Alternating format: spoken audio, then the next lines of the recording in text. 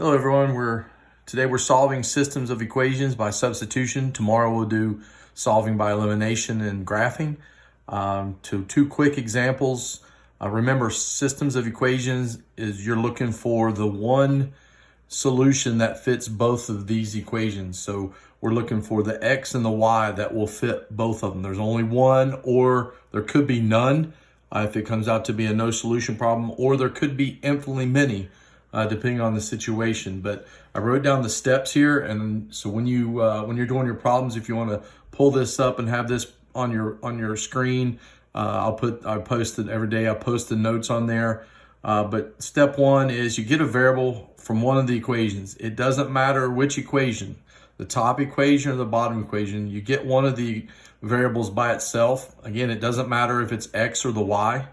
You get it by itself. Once you get it by itself, step two, substitute that variable, what that variable equals, into the other equation and solve it.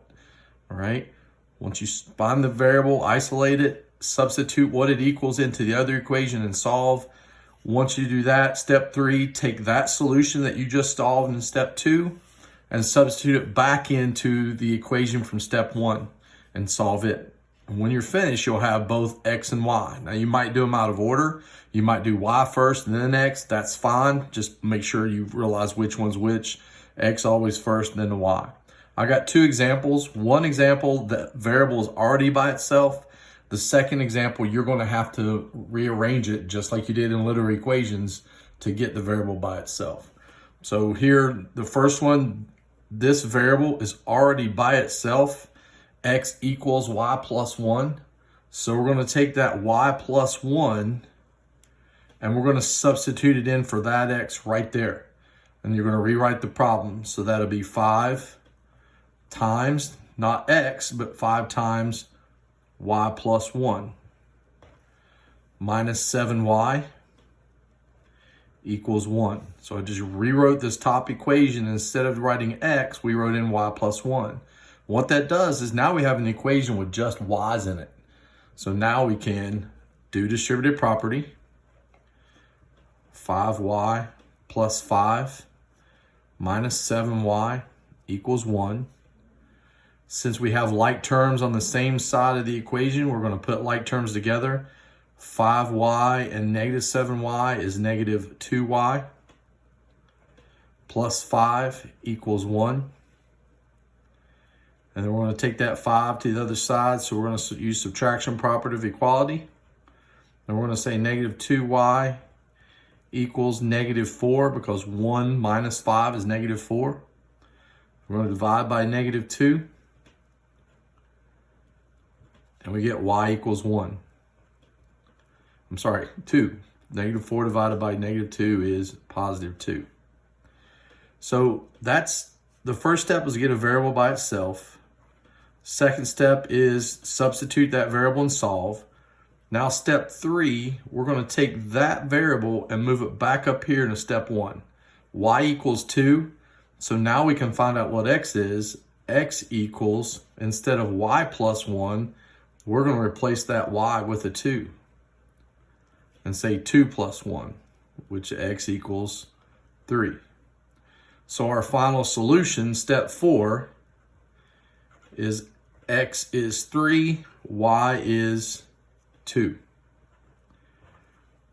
And when you're finished, what you're saying is that for both of these equations, just these two equations, if we plug a 3 in for x and a 2 in for y, we will get that it'll work for both equations. 5 times 3 is 15, minus 7 times 4 is 14, 15 minus 14 is 1. It's a solution. 3 equals 2 plus 1. 2 plus 1 is 3. 3 equals 3. So this solution works both these equations, and you just solve for it. Now, this one right here is the same problem, except one of the variables is already by itself, but we got to move this negative 2x out of the way. Over here, see how x was already by itself? It said x equals. So in this one, I can just take that negative 2x. We've learned that we can do addition property of equality. And we can just move that negative 2x to the other side by saying y equals 6 plus 2x. If you want to change the order, that's fine. You can put 2x plus 6. But it was a negative over here, so I added to the other side. So now step 2 says substitute that variable into the other equation. So we're going to take, now we're solving for y, so we're going to take this y right here and we're going to change it and we're going to put in 6 plus 2x. So negative 6x plus 7 times 6 plus 2x equals 18. So all I did was I took this y out and I plugged in 6 plus 2x. And now I have just one equation. Instead of two different equations, I have one variables. I can just now solve for that one variable. So here's distributive property. That always comes first. Negative 6x plus 7 times 6 is 42. 7 times 2 is 14x equals 18.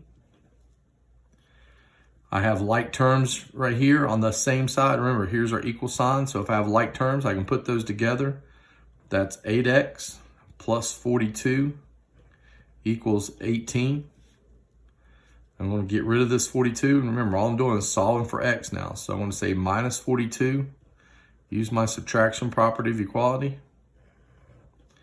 So this is going to be 8x equals, and then negative 42, positive 18, and a negative 42, that'll be 20, be negative, so 42 is the bigger number, negative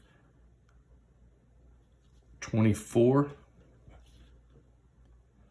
and now divide by 8, x equals negative 3. X equals negative 3, 24 divided by 8. So now that's step 2. Step 3, just like in the other one, so all these problems look the same after a while. Step 3, you want to substitute that x at negative 3 back up into step 1. All right, so we're going to say y equals 6 plus 2 times negative 3.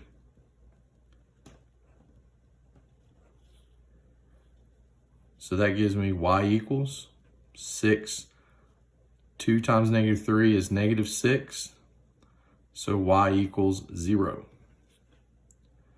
And so step 4, our solution is x is negative 3 and y is 0. That's the only point that will work for both of these equations. Negative 6 times negative 3 is 18. 7 times 0 is 0, so 18 equals 18. It works. Negative 2 times negative 3 is 6. 6 plus 0 is 6. So both of these work. Guys, if you have any questions, please contact me. Remind, email, Google Classroom, whatever you need. Don't skip problems. Do the problems. If you have questions, remind me, text me, whatever you need. I'll be there to help you out. I'll get to you as soon as I can. Y'all have a good day.